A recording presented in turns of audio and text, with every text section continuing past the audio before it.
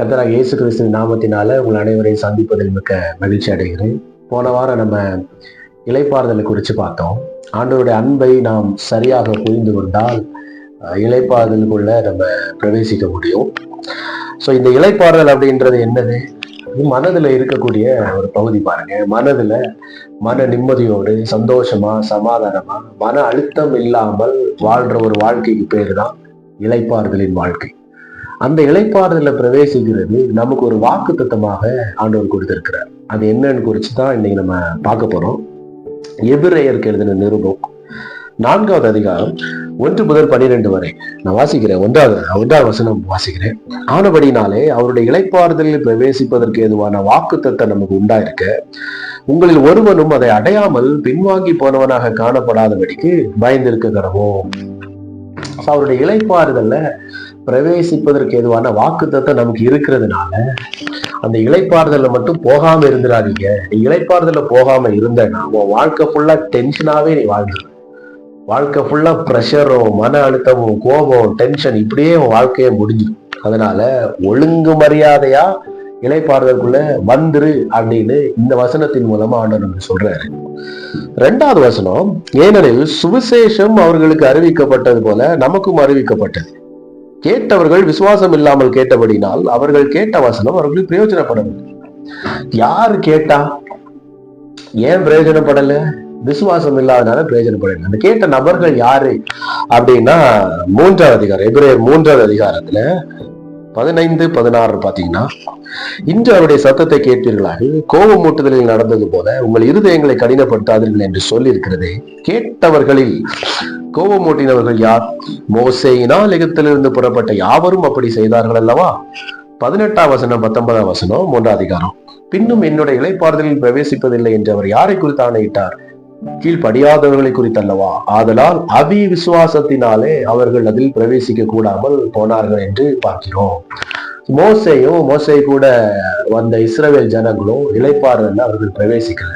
காரணம் விசுவாசம் இல்லாமல் போனதுனால இளைப்பாறுதலை அவங்க பிரவேசிக்கல. கானான் தேசத்திலையும் அவங்க பிரவேசிக்கல. நான் மறுபடியும் சொல்றேன், ஆண்டவருடைய அன்பை நாம் புரிந்து கொள்வதற்கு முதல் வழியை ஆண்டவருடைய வார்த்தை. அவர் நம்மளை எந்த அளவு நேசிக்கிறார் அப்படின்றத இந்த வார்த்தையின் மூலமா நமக்கு தெரியப்படுத்திருக்கிறாரு. அதுல முக்கியமா நமக்கென்று சொல்லப்பட்ட வார்த்தைகளை ரொம்ப கூர்ந்து கவனிக்க வேண்டியது ரொம்ப முக்கியமானது. அதுல தெரியும் ஆண்டவர் நம்மளை எந்த அளவு நேசிக்கிறார் அப்படின்னு. சோ இந்த வார்த்தையை நம்ம நம்பும் பொழுது ஆண்டவர் எந்த அளவு நேசிக்கிறாருன்றது நமக்கு தெரியும். இந்த வார்த்தையை நாம் நம்பும் பொழுது இளைப்பாறுதலுக்குள்ள பிரவேசிக்க முடியும். அவங்க நம்பாம போனாங்க, பிரவேசிக்காம போனாங்க. இப்ப அடுத்த வசனம் படிக்கிறேன். 4வது அதிகாரம் 3ஆம் வசனம் படிக்கிறேன். விசுவாசித்தவர்களாகிய நாமோ அந்த இளைப்பாறுதலில் பிரவேசிக்கிறோம். அவருடைய கிரியைகள் உலக தோற்றம் முதல் முடிந்திருந்தும் இவர்கள் என்னுடைய இளைப்பாறுதலில் பிரவேசிப்பதில்லை என்று என்னுடைய கோபத்திலே ஆணையிட்டேன் என்றார். ஏன் கோபத்திலே ஆணையிட்டார் அப்படின்னா, அவர் இளைப்பாறுதலில் பிரவேசிக்க அவர் சொல்லிக்கிட்டே இருக்கும் பொழுது இந்த ஜனங்கள் விசுவாசிக்கல, கடைசியில நீ பிரவேசிக்கவே மாட்டேன் அப்படின்னு சொல்றாரு பாருங்க. பிரவேசிக்கவே நீ மாட்டாரா அப்படின்னு சொல்றாரு பாருங்க. நீ வந்தேன்னா பிரவேசிப்ப, விசுவாசத்துல வந்தேன்னா இளைப்பாறுதல் பிரவேசிப்ப, இவன் வரலைன்னா பிரவேசிக்க மாட்டேன் அப்படின்னு சொல்றதுதான் கோபத்திலே ஆணையிட்டேன். இப்ப அடுத்த வசனம் 4வது வசனம், மேலும் தேவன் தம்முடைய கிரியைகள் எல்லாம் முடித்து 7ஆம் நாளிலே ஓய்ந்திருந்தார் என்று 7ஆம் நாளை குறித்து ஓரிடத்தில் சொல்லியிருக்கிறார். அன்றியும் என்னுடைய இளைப்பாறுதலில் பிரவேசிப்பதில்லை என்று அந்த இடத்திலே தானே சொல்லியிருக்கிறார். சோ இந்த இடத்துல பாத்தீங்கன்னா ஓய்வு நாளை குறித்து சொல்லியிருக்கிறார். தன்னுடைய கிரியைகள் எல்லாம் முடித்து 7ஆம் நாள் ஆண்டவர் ஓய்ந்திருந்தார். அந்த இடத்துலதான் இவர்கள் இளைப்பாறுதல் பிரவேசிப்பதில்லை என்று அந்த இடத்துல தானே சொல்லியிருக்கிறார். இதுக்கு என்ன அர்த்தம் அப்படின்னா, இளைப்பாறுதல் ஓய்வு நாள் இந்த ரெண்டுக்கும் என்ன தொடர்பு இருக்கு அப்படின்னா, இளைப்பாறுதல் நம்ம ஏற்கனவே பார்த்தோம், அனபாசோ கிரீக் வேர்ட். அதுக்குண்டான லிட்ரல் மீனிங் என்னது? ஸ்டேட் ஆஃப் மைண்ட், மனநிலையை அது குறிக்கும். அதே இது இந்த ஓய்ந்திருந்தார் ஓய்வு நாளுக்குண்டான கிரீக் வேர்டு பாத்தீங்கன்னா கெட்டபாசிஸ் அப்படின்னா லிவ் இன் பிரசன்ட் ரியாலிட்டி, நிகழ்காலத்தில் வாழ்கிற ஒரு வாழ்க்கை. நிகழ்காலத்தை கொண்டாடுவதுதான் அந்த கெட்டபாசிஸ், அதாவது ஓய்வு நாள். ஆண்டவர் இந்த வசனத்தை படிக்கிற மேலும் 4வது வசனம், மேலும் தேவன் தம்முடைய கிரிகளை எல்லாம் முடித்து 7ஆம் நாளிலே ஓய்ந்திருந்தார் என்று 7ஆம் நாளை குறித்து ஓரிடத்தில் சொல்லியிருக்கிறார்.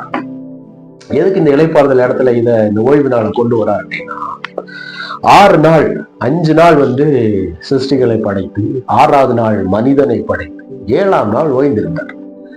6ஆம் நாள் மனிதனை படைக்கும் போதே ஆண்டவருக்கு தெரியும் மனிதன் விழுந்து போறான், மனிதன் பாவம் செய்வான் அப்படின்னு தெரியும். தெரிஞ்சிருந்தோம் 7ஆவது நாள் ஓய்வில் இருந்தாராம். ஓய்ந்திருந்தார்னா என்ன அர்த்தம்? கெட்ட ப்ராசஸ்னா என்ன அர்த்தம்? லிவ் இன் பிரசன்ட் ரியாலிட்டி, நிகழ்காலத்தில் வாழ்வது. அதுதான் ஓய்ந்திருந்தார். இதனால கவனிச்சு கேளுங்க. ஏன்னா ஆண்டவருக்கு மனிதன் பாவம் செய்வான்னு தெரியும். மனிதன் என்ன செய்வான்? பாவம் செய்வான்னு தெரியும், விழுந்து போவான்னு தெரியும். மனிதனை படைத்து முடித்துட்டு அவர் என்ன பண்ணலையா, இப்ப நம்மளை யோசிச்சு பாருங்க. நம்ம பிள்ளைங்க ஒருவேளை தப்பு பண்ண போறாங்கன்னு தெரியுதுன்னு வச்சுக்கோங்க, அல்லது தப்பு பண்ணதுக்கு அப்புறம் நமக்கு தெரியுதுன்னு வச்சுக்கோங்க, நம்ம எப்படி அதை எடுத்துப்போம்? சில நேரங்கள்ல நம்ம திட்டு தீர்த்திருவோம், சில நேரங்கள்ல புலம்பிடுவோம். இதுக்காடா உன்னை நான் பெத்தேன், தவ இருந்து பெத்தையடா, இதுக்குதானா என் மானத்தையே வாங்கிட்டேடான்னு நம்ம புலம்பி தள்ளிடுவோம். ஆனா ஆண்டவர் ஓய்ந்திருந்தார் அப்படின்னு அவருக்கு தெரியும், தப்பு பண்ண போறாங்கன்னு தெரியும். தெரிஞ்சும் ஏன் ஓய்ந்திருந்தார்னா என்ன அர்த்தம் அப்படின்னா, லிவ் இன் பிரசன்ட் ரியாலிட்டி. திரும்பவும் சொல்றேன், நிகழ்காலத்தை அனுபவித்து வாழும். மனிதன் 6ஆம் நாள்ல மனிதனை படைச்சிட்டார், 7ஆம் நாள் ஆண்டவர் ஓய்ந்திருக்கிறார். இன்னும் கொஞ்ச நாள்ல மனிதன் பாவம் செய்ய போறான். அது எதிர்காலம். எதிர்காலத்தை குறிச்சு ஆண்டவர் யோசிக்கல, நிகழ்காலத்தை குறிச்சு மட்டுமே யோசிக்கிறார். நிகழ்காலத்தை கொண்டாடுறார், நிகழ்காலத்துல வாழ்றார், நிகழ்காலத்துல கொண்டாடுறார். எதிர்காலத்துல தப்பு பண்ண போறானே, எதிர்காலத்துல விழுந்து போக போறானே, பூமியை நாசப்படுத்த போறானே, நான் என்ன பண்ணுவேன் அப்படின்னு டென்ஷனா இல்லை. ஏன் டென்ஷனா இல்லை அப்படின்னா, ஆண்டவருக்கு என்ன தெரியும் அப்படின்னா, ஆண்டவர் தேவன் உறவின் தேவன். ஆண்டவருக்கு என்ன தெரியும் அப்படின்னா, என்னுடைய உறவுல இருந்து அவன் விழுந்து போறான். என்னுடைய உறவுல இருந்து விழுந்து போனதுனால நான் என்ன பண்றேன், என்னுடைய உறவை கொண்டு போய் அவன்கிட்ட அந்த உறவை காட்டி, அந்த உறவுல இருந்தே அவனை சரிப்படுத்தி திரும்ப நான் என்னுடைய உறவுக்குள்ள நான் கொண்டு வருவேன். இது ஆண்டவருக்கு தெரியும். இது ஆண்டவருடைய பிளான். அவன் விழுந்து போறான், உறவுல இருந்து பிரிஞ்சு போறான், உறவுல இருந்து விழுந்து போறான், பாவம் பண்றான். ஆனா ஆண்டவருக்கு என்ன தெரியும் அப்படின்னா, என்னுடைய உறவை கொண்டே அவனை சரிப்படுத்தி திரும்ப என்னுடைய உறவுக்குள்ள கொண்டு வர முடியும்னு அவருக்கு தெரியும். எதிர்காலம் அவருக்கு தெரியும். தெரிஞ்சதுனால அதை குறிச்சு அவருக்கு கவலையே இல்லை பாருங்க. அதனாலதான் நிகழ்காலத்தை கொண்டாடுகிறார். இதுதான் ஓய்வு நாள், ஓய்ந்திருத்தல். இதையா இந்த இடத்துல சொல்றாரு அப்படின்னா, அன்றியும் அவர்கள் என்னுடைய இளைப்பாறுதல் பிரவேசிப்பதில்லை என்று அந்த இடத்திலே தானே சொல்லியிருக்கிறார். 5வது வசனம். நான் எப்படி ஓய்ந்திருந்தேனோ எந்த கவலை இல்லை. கவலைன்னா என்னது? எதிர்காலத்தை குறிச்சு கவலை இல்லை, கடந்த காலத்தை குறிச்சு சோகமும் எனக்கு இல்லை.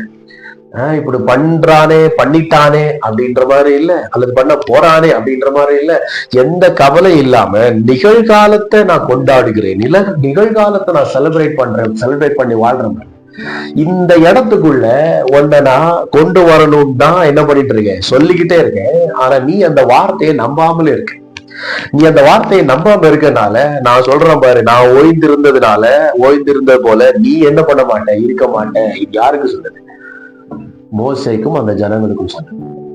அவங்க இளைப்பாறுதலுக்குள்ள அவங்க பிரவேசிக்கல. ஆனா நமக்கு வாக்கு தத்துவம் இருக்கு. என்ன வாக்கு தத்துவம் தெரியுமா? ஆண்டவர் நம்பினார் பாருங்க. என்ன நம்பினாரு? இந்த உறவை கொண்டு வந்து அவனை சரிப்படுத்தி திரும்ப உறவுக்குள்ள கொண்டு போக நம்பினார் பாருங்க. அந்த நம்பிக்கை நிறைவேறிச்சு.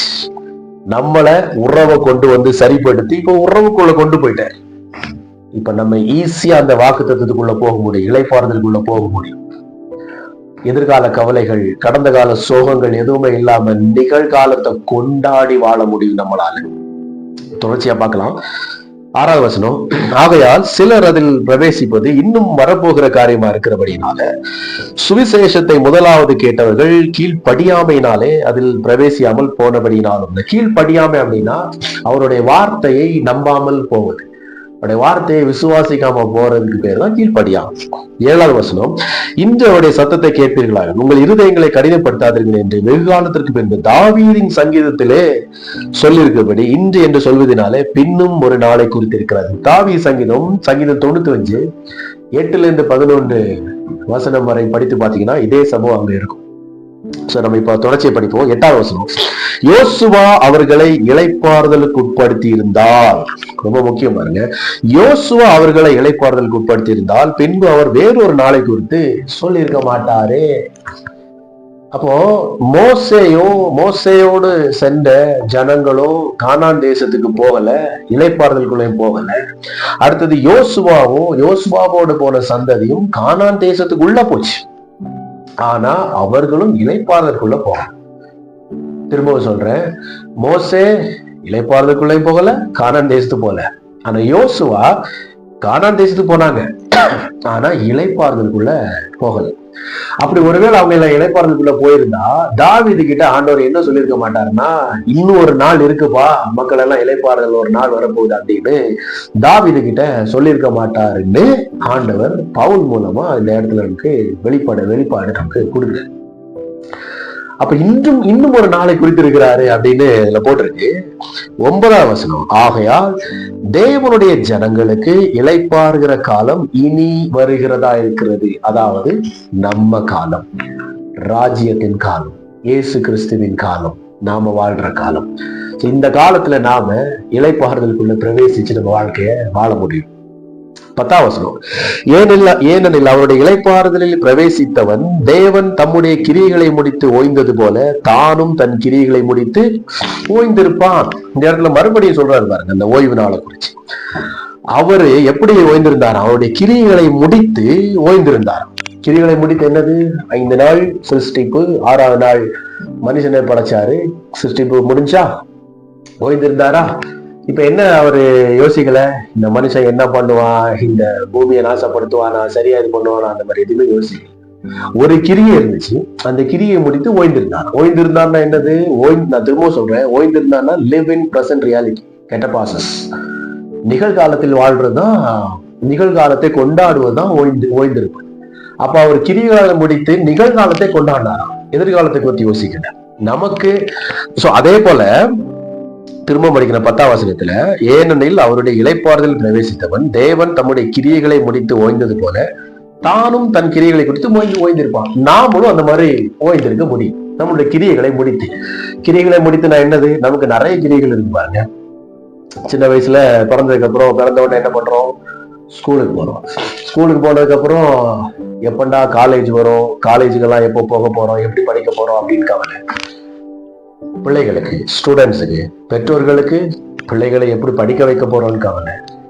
அப்புறம் காலேஜ் போயிட்டா எப்படி வேலை கிடைக்கும்னு கவலை. வேலைக்கு போயிட்டா திருமணம் எப்படி நடக்கும்னு கவலை. அது நடந்துச்சுன்னா பிள்ளை எப்படி பிறக்கும்னு கவலை. அது பிறந்துச்சுன்னா அடுத்தது மறுபடியும் படிக்க வைக்க போறதுல இருந்து கவலை. இந்த மாதிரி நமக்கு என்ன பண்றோம்? ஃபியூச்சர்லயே வாழ்ந்துட்டு இருக்கோம், எதிர்காலத்திலேயே வாழ்ந்துட்டு இருக்கோம். நிகழ்காலத்தை கொண்டாட மாட்டேங்கிறோம், ஓய்வுல நம்ம இருக்க மாட்டேங்கிறோம். திரும்ப சொல்றேன், இளைப்பாறுதல் என்னது? அது ஸ்டேட் ஆஃப் மைண்ட், அதாவது மன அழுத்தங்கள் இல்லாமல் வாழ்வது இளைப்பாறுதல். ஓய்ந்திருத்தல்னா என்னது? நிகழ்காலத்தை கொண்டாடுவது ஓய்ந்திருத்தல், ஓய்வு நாள். ஆனா நம்ம எதிர்காலத்திலே வாழ்ந்துட்டு இருக்கோம் பாருங்க, நிகழ்காலத்தை கொண்டாடவே மாட்டேங்கிறோம். ஆனா ஆண்டவர் எப்பவுமே நிகழ்காலத்துல வாழ்றாரு, எதிர்காலத்துக்கு யோசிக்கிறது இல்லை. ஏன்னா அவருக்கு தெரியும் எதிர்காலம் நல்லா தான் இருக்கும். நான் சொல்றேன், நான் இன்னைக்கு சொல்றேன் உங்களுக்கு, நீங்க ஆண்டவருடைய பிள்ளைகள், நீங்கள் ஆண்டவருடைய பிள்ளைகள். இன்றைக்கு காட்டிலிருந்து நாளைக்கு அடுப்புக்கு போகக்கூடிய காட்டு புஷ்பங்களுக்கு இவ்வளவாய் உடுத்து விட்டார், உங்களுக்கு உடுத்து விப்பது அதிக நிச்சயம் அல்லவா? நம்மளுடைய பிள்ளைகள், நமக்கு என்னெல்லாம் தேவைன்னு அவருக்கு தெரியும். வீடு தேவையா, நிலம் தேவையா, பணம் தேவையா, கட்டடம் தேவையா, இதெல்லாம் அவருக்கு தெரியும். இது உங்களுடைய எதிர்காலமா? கவலையே படாதீங்க. நீங்க அவருடைய பிள்ளைகள். நீங்க என்னதெல்லாம் யோசிக்கிறீங்களோ அதை விட அதிகமாவே ஆண்டவர் உங்களுக்கு செய்வார். ஆனா எதிர்காலத்தை குறிச்சின கவலையோடு நீங்க வாழ்ந்துட்டு இருக்கீங்கன்னா நீங்க ஆண்டவரோட இணைந்து அந்த ஓய்வு நாள்ல நீங்க இல்லை. இது நமக்கு வாக்கு தத்துவம் பாருங்க. ஆண்டவர் நம்மளை அவ்வளவா நேசிக்கிறதுனால நமக்கு வாக்கு தத்துவம். திரும்பவும் சொல்றேன், இயேசு கிறிஸ்துக்கு முன்னாடி வரைக்குள்ள எந்த ஜனங்களும் இளைப்பாறுதலுக்கு போனதே இல்லை. நம்மளால போக முடியுன்றதுதான் அவர் நமக்கு கொடுத்த வாக்கு தத்துவம். இந்த வாக்கு தத்துவத்துக்குள்ள நம்ம போனோம் அப்படின்னா நிகழ்காலத்தை நம்ம கொண்டாடலாம், எதிர்காலம் நிச்சயமாக வளமா தான் இருக்கும். உங்களுடைய வேலை கிடைக்கும், உங்களை தேடி வேலை வரும். நான் சொல்றேன், உங்களை தேடி வேலை வரும், உங்களை தேடி பிசினஸோடைய சக்சஸ் வரும், உங்களை தேடி ஜனங்கள் வருவாங்க. உங்களை தேடி ஆசீர்வாதங்கள் வரும். நீங்க போறதில்ல, உங்களை தேடி வரும். இதுதான் நம்ம அடையாளம், இதுதான் நம்ம எதிர்காலம். நம்ம எதிர்காலம் இப்படி இருக்கிறதுனால, இப்படி இருக்க போறதுனால நம்ம அதை குறித்து யோசிக்க வேண்டிய அவசியமே இல்லை. தேவன் தம்முடைய கிரியைகளை முடித்து ஓய்ந்தது போல நானும் என் கிரியைகளை முடித்து ஓய்ந்திருப்பேன். என்னுடைய கிரியை என்னது? இன்னைக்கு பிரசன்ட் டேல என்னுடைய கிரியை என்ன? நான் இப்ப படிக்கிறேனா, சோ நான் என்ன பண்றேன்? படிக்கிறது தான் என்னுடைய கிரியை. சோ நிகழ்காலத்துல நான் படிப்பை கொண்டாடுறேன். வேலை செய்யறேன்னா நிகழ்காலத்துல அந்த வேலையை நான் கொண்டாடுறேன். பிசினஸ் பண்றேன்னா நிகழ்காலத்துல இந்த பிசினஸ் நான் கொண்டாடுறேன். இந்த பிசினஸ் எதிர்காலத்துல எப்படி இருக்கும், இந்த படிப்பு எதிர்காலத்துல எப்படி இருக்கும், இதெல்லாம் குறிச்சு கவலையே படாதீங்க. நல்லாதான் இருக்கும். அது 100% அது நல்லாதான் இருக்கும். 100க்கு 100. நீங்க நம்பினாலும் நம்பாட்டாலும் நீங்க நன்றாக இருப்பதும் இருக்க வேண்டும்போது என்பதே அவருடைய சித்தம். நன்றாதான் இருப்பீங்க. நாம என்ன பண்ணோம்? இளைப்பாறுதலுக்குள்ளே போகணும், ஓய்வு நாளுக்குள்ளே போகணும். பாருங்க, நிகழ்காலத்தை நாம் கொண்டாட வேண்டும். எதிர்காலத்தை குறிச்சு பயமும் வேண்டாம், கடந்த காலத்தை குறிச்சு சோகமும் வேண்டாம். இப்ப அடுத்த வசனம் பாருங்க, 11ஆம் வசனம். ஆகையால் அந்த திருஷ்டாந்தத்தின்படி, இந்த 10ஆம் வசனத்தை நான் திரும்பவும் சொல்றேன். ஆண்டவர் இப்படி இருந்தது போல, எதிர்காலத்தை குறிச்சு கவலை டென்ஷன் இல்லாம போல, நிகழ்காலத்தை கொண்டாடுறது போல நம்மளால இருக்க முடியும்ன்றாரு 10ஆம் வசனத்தின்படி. அவர் அப்படி சொல்லிட்டாருன்னா நம்மள அந்த நேசிக்கிறதுனால இந்த வசனத்தை சொல்லியிருக்கிறார். இந்த வசனத்தின் மூலமா அவருடைய அன்பை புரிந்து கொள்ள முடியும். இந்த வசனத்தின் மூலமா அவருடைய அன்பை புரிந்து கொள்ள முடியும். இந்த வசனத்தை விசுவாசித்தால் நாமளும் ஆண்டவருடைய இளைப்பாறுதலை, அவருடைய ஓய்வு நாள்ல இருந்து அந்த ஓய்ந்திருத்தலை நாமளும் என்ன பண்ண முடியும்? வாழ முடியும். 11ஆம் வசனம். ஆகையால் அந்த திருஷ்டாந்தத்தின்படி ஒருவனாலும் கீழ்ப்படியாமையினாலே விழுந்து போகாதபடிக்கு நாம் இந்த இளைப்பாறுதலில் பிரவேசிக்க ஜாக்கிரதையா இருக்க. கீழ்ப்படியாமல் என்னது? வசனத்தை விசுவாசிக்காம போகுது. இவ்வளவு சொல்லியிருக்காரு பாருங்க. இதை நம்பாம போயிட்டோம் அப்படின்னா நம்ம எதிர்காலமே போச்சு. இதை நம்பிட்டோம்னா எதிர்காலம் சூப்பர். இதை நம்பாம போயிட்டோம் அப்படின்னா டென்ஷன்லயே வாழ்வோம், ப்ரெஷர்லயே வாழ்வோம். எதிர்காலம் முன்னாடி சூப்பராக இருந்தாலுமே அதை செலிப்ரேட்டே பண்ண முடியாது, கொண்டாடவே முடியாது. நம்மளால கொண்டாட முடியலைன்னா எதிர்காலம் சூப்பரா முன்னாடி இருந்தாலும் நமக்கு வேஸ்ட். கொண்டாட முடியாத எதிர்காலம் என்னது? நம்ம என்ன பண்றோம்? எதிர்காலத்தை கொண்டாட வேண்டும் என்றால் நிகழ்காலத்தை கொண்டாடணும். நிகழ்காலத்துல இன்னைக்கு உங்க கூட ஆண்டவர் இருக்காரு. இப்போ இந்த நேரத்துல உங்க கூட ஆண்டவர் இருக்காரு. நிகழ்காலம் கொண்டாடுங்க. எதிர்காலம் அவர் கையில இருக்கு. சூப்பரா மாத்த போறாரு. உங்க எதிர்காலத்தை சூப்பரா மாத்த போறாரு. நீங்களே யோசிச்சு பார்த்திருக்க மாட்டீங்க. ஆண்டோடைய புள்ள நீங்க விட்டுருவாரா? செம்ம சூப்பரான எதிர்காலம் உங்களுக்கு இருக்கு. இன்னைக்கு நிகழ்காலத்துல உங்க கூட ஆண்டவர் இருக்காரு. கொண்டாடுவோம். இந்த நிகழ்காலத்தை கொண்டாடுவோம். அதுக்கு பேர் தான் ஓய்ந்திருத்தல். கெட்டபாசிஸ், live in present reality. இப்ப அடுத்தது 12ஆம் வசனம். தேவனுடைய வார்த்தையானது ஜீவனும் வல்லமையும் உள்ளதாய், இருபுறமும் கருக்குள்ள எந்த பட்டயத்திலும் கருக்கானதாய், ஆத்மாவையும் ஆவியையும் கணுக்கனையும் மூரனையும் பிரிக்கத்தக்கதாக உருவ குத்துகிறதாம், இருதயத்தின் நினைவுகளெல்லாம் யோசனைகளையும் வகைக்கிறதாகவும் இருக்கு. இந்த 12ஆம் வசனம் இளைப்பாறுதலோட கனெக்ட் ஆன வசனம். இதுல என்ன சொல்லுது அப்படின்னா, தேவனுடைய வார்த்தையானது ஜீவனும் வல்லமையும் உள்ளதாயும். வார்த்தை என்னது? நமக்கு நிறைய வார்த்தை இருக்கு. ஆண்டோடைய வார்த்தை, திரும்ப சொல்றேன், நமக்கு என்று சொல்லப்பட்ட வார்த்தை, நமக்காக சொல்லப்பட்ட வார்த்தை, நிறைய வார்த்தை இருக்கு. இந்த இடத்துல நமக்கு என்றும் நமக்காகவும் சொல்லப்பட்ட வார்த்தை என்னது? இளைப்பாறுதலுக்குள்ள பிரவேசிப்பதும் ஓய்வு நாளுக்குள்ள பிரவேசிப்பதும், ஓய்ந்திருத்தல் அதுக்குள்ள பிரவேசிப்பதும், ஓய்வுக்குள்ள பிரவேசிப்பதும் இளைப்பாறுதல். ரெண்டுமே ரெஸ்ட் தான். இந்த ரெண்டு இடத்துக்குள்ள பிரவேசிப்பதை ஒரு வாக்குத்தத்தமாக நமக்கு கொடுத்திருக்கிறார். இது இப்ப நமக்கு ஆண்டவருடைய வார்த்தை. சரியா? இந்த வார்த்தையானது ஜீவனும் வல்லமையும் உள்ளதா இருக்கு. ரெண்டாவது, இருபுறமும் கருக்குள்ள எந்த பட்டயத்திலும் கருக்கானதாயும். எந்த பட்டயத்தை காட்டிலும் இந்த வார்த்தைக்கு ரெண்டு சைட்லையும் ஷார்ப்பான பவர் இருக்கு. Powerful sharpness. எந்த அளவுக்கு ஷார்ப் அப்படின்னா, நம்ம இருதயம், நம்மளுடைய சிந்தனை, நம்மளுடைய ஆவி, ஆத்மா எல்லாத்துக்கும் உள்ள போகுதான். எதுக்காக இது உள்ள போகுது அப்படின்னா, ரொம்ப முக்கியம் பாருங்க. இந்த இளைப்பாறுதலுக்குள்ள, இந்த ரெஸ்டுக்குள்ள போறது ரொம்ப முக்கியம். ஆனா நம்மள இந்த ரெஸ்டுக்குள்ள அவ்வளவு சீக்கிரமா போக விடாது. எது போக விடாது அப்படின்னா, நம்மளுடைய கலாச்சாரம். சின்ன வயசுல இருந்து பாத்தீங்கன்னா நிறைய கலாச்சாரத்தை கத்துக்கிட்டு இருப்போம், கற்றுக் கொடுத்திருப்பாங்க. பயம், மூட நம்பிக்கைகள், சாபம், இந்த மாதிரி நிறைய விஷயங்கள் நமக்கு உள்ளாடி ஓடிக்கிட்டே இருக்கும். காய்ச்சல் வந்துச்சுன்னா கேன்சர் வரைக்கும் பயந்துவோம் பாருங்க. இந்த மாதிரி நிறைய பயங்கள் உள்ள இருக்கு. அது சின்ன வயசுல இருந்தே நிறைய காரியங்களை நம்ம கேட்கறது, பாக்குறது, இந்த மாதிரி விஷயங்கள் மூலமாக அது உள்ள போகுது. ஃபர்ஸ்ட் சிந்தனையில போகுது. அப்புறம் இருதயத்துல போகுது, அப்புறம் ஆத்துமால போகுது, அப்புறம் ஆவியில போய் உட்கார்ந்துருக்கு. என்னது? மூட நம்பிக்கைகள், பயங்கள், ஒரு மாயையான விஷயங்கள் எல்லாம் உள்ள இருக்கு. ஆனா தேவ பிள்ளைகளுக்கு உண்டான இருதயத்துல இது உள்ள இருக்கக்கூடாது. பாருங்க, நம்மளுடைய அடையாளமே வேற. நமக்கு உள்ள போய் உட்கார்ந்து இருக்கு, அட்ரஸ் மாறி வந்து உட்கார்ந்துச்சு. நமக்கே தெரியாம என்ன பண்ணிச்சு, அது உள்ள உட்கார்ந்துருச்சு. இது இப்ப வெளியில போக மாட்டேங்குது. பாருங்க, நிறைய மூட நம்பிக்கைகள் இது இப்ப வெளியில போக மாட்டேங்க. கிறிஸ்தவ பிள்ளைகளே வந்து சின்ன குழந்தை பிறந்துச்சுன்னா பெரிய பொட்டு மாதிரி நெத்திலையும் கன்னத்திலையும் அப்படியே பெருசு பெருசா வரைஞ்சி வச்சிருவாங்க. சின்ன குழந்தைங்கனாலே அதை பார்க்க கொஞ்சிறதுக்கு அவ்வளவு அழகா இருக்கணும். ஆனா இல்ல யாராவது கண்ணு பட்டுரும் பாருங்க. கண்ணு பட்டுச்சுன்னா என்ன? தேவ புள்ள நாம எந்த கண்ணு பட்டு போய் நம்மளால என்ன பண்ணிட போகுது? பயம். பாருங்க, இதெல்லாம் உள்ள உட்கார்ந்து இருக்கு. இதெல்லாம் இப்ப உடனே வெளியில போயிருமா? குழந்தை பிறந்துச்சுன்னா பெரிய பொட்டெல்லாம் வைக்காம இருப்போமா? அப்படி வைக்காம இருக்கிறோம் அப்படின்னா அதெல்லாம் வெளியில போகாது. பாருங்க, சீக்கிரமா வெளியில போகல, உள்ளேயே உட்கார்ந்துருக்கு. சோ இந்த மாதிரி இப்ப நான் சொன்ன இந்த ஒரு எக்ஸாம்பிள் மாதிரி நிறைய காரியங்கள் நமக்கு உள்ள உட்கார்ந்துருக்கு. பாருங்க, ஃபர்ஸ்ட் சிந்தனையில இருந்து இருதயத்துல இருந்து ஆவி ஆத்மா வரைக்கும் போய் உள்ள உட்கார்ந்துருக்கு. இது உள்ள உட்கார்ந்து இருக்கக்கூடிய இந்த மூட நம்பிக்கைகள், இந்த மாயை எல்லாம் வெளியில போகணும்னா ஆண்டவருடைய வார்த்தை உள்ள வரணும். இப்ப நமக்கு உண்டான வார்த்தை என்னது? இளைப்பாறுதல், ரெஸ்ட், அனபாசோ, மெனுகா, கெட்டபாசஸ். இது இப்ப நமக்கு உள்ள வரும். இந்த வார்த்தை உள்ள வந்துச்சுன்னா இதெல்லாம் வெளியில போகும். சோ இந்த வார்த்தைக்கு, அதனால ஆண்டவர் சொல்ற, இந்த வார்த்தைக்கு அவ்வளவு பவர் இருக்கு. இந்த அளவு நான் ரெண்டு சைடு ஷார்ப்பா இந்த வார்த்தையை நம்ம நம்பிட்டோம் அப்படின்னு, இந்த வார்த்தை உள்ள வரும் பொழுது நம்மளுடைய மூட நம்பிக்கைகள், நம்மளுடைய பயங்கள், நம்மளுடைய சந்தேகங்கள், நம்மளுடைய கவலைகள், சஞ்சலங்கள், இது எல்லாம் உள்ள இருக்கும். பாருங்க, இந்த வார்த்தை, ஆண்டோடைய வார்த்தை உள்ள வரும் பொழுது ஆண்டோடைய வார்த்தையில ரெண்டு சைடும் ஷார்ப், ரெண்டு சைடும் பயங்கர கருக்குள்ள எந்த பட்டயத்தை காட்டிலும் ஷார்ப் பண்ணலாம். அந்த ஷார்ப்பா அந்த வார்த்தை உள்ள வரும்போது என்ன பண்ணுதா? மூட நம்பிக்கைகள், பயம், சஞ்சலம் எல்லாத்தையும் அப்படியே கட் பண்ணி கட் பண்ணி கட் பண்ணி கட் பண்ணி கட் பண்ணி கட் பண்ணி தூக்கி எடுத்து வெளியில எரிஞ்சிருமா பாருங்க. அப்பதான் வெளியிலே போகும். திரும்பவும் சொல்றேன், மூட நம்பிக்கைகள், சாபங்கள், பாவங்கள் எல்லாம், பயங்கள் எல்லாம் வெளியில போகணும் அப்படின்னா வார்த்தை உள்ள வரணும். வார்த்தை உள்ள வந்துச்சுன்னா இதெல்லாம் வெளியில போயிடும்.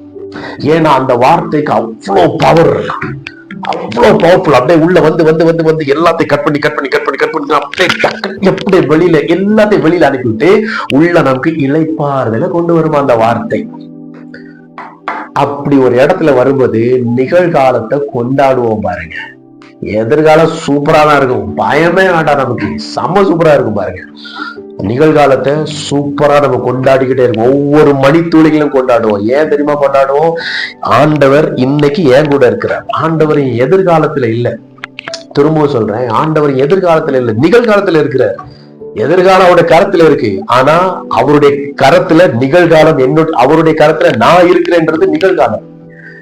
அவருடைய கரத்துல நான் இருக்கின்றது நிகழ்காலம். எதிர்காலம் ஒரு கரத்துல இருந்தாலும் இப்ப அவருடைய கரத்துல நான் இருக்கிறது நிகழ்காலம். இதை நான் என்ஜாய் பண்ணும், செலிப்ரேட் பண்ணும், கொண்டாடணும். இதை தடுக்கிற, நிலைப்பாடுகளுக்குள்ள போக விடாம தடுக்கிற எல்லா சிந்தனைகளையும் இந்த வார்த்தை உள்ள போய் கட் பண்ணி கட் பண்ணி தூக்கி எரிஞ்சு நிலைப்பாடுகளுக்குள்ள நம்மளை கொண்டு போகும். இதுல அந்த வார்த்தையானது ஜீவனும், ஜீவனை குறிச்சு நம்ம அடுத்த வாரம் பார்ப்போம். ஆகையால நம்ம இளைப்பாறுதலுக்குள்ள நம்ம பிரவேசித்து வாழ்க்கைய கொண்டாடுவோம். நிகழ்காலத்தையே கொண்டாடுவோம். எதிர்காலம் வளமுள்ளதால் மாறும். ஸ்தோத்திரம் ஆண்டவரே, நன்றி செலுத்துகிறோம். இயேசுவே, உம்முடைய நாமத்தினால கேட்டுக்கொண்டிருக்கிற ஒவ்வொரு ஜனங்களுடைய இருதயத்துல உம்முடைய இளைப்பாறுதல் ஆளுகை செய்யும்படியா ஜெபிக்கிறோம். உள்ளத்துல இருக்கிற கவலைகள், சஞ்சலங்கள் எல்லாம் வெளியில போகட்டும். ஒரு சமாதானத்தோடு, சந்தோஷத்தோடு இளைப்பாறுதல் அவங்க வாழ்க்கையை வாழ கிருபைகளை தரும்படியா ஜெபிக்கிறோம். கரத்துக்குள்ள ஒப்புக்கொடுக்கிறோம். இயேசுவின் நாமத்தினால ஜெபிக்கிறோம் பிதாவே, ஆமென். God bless you.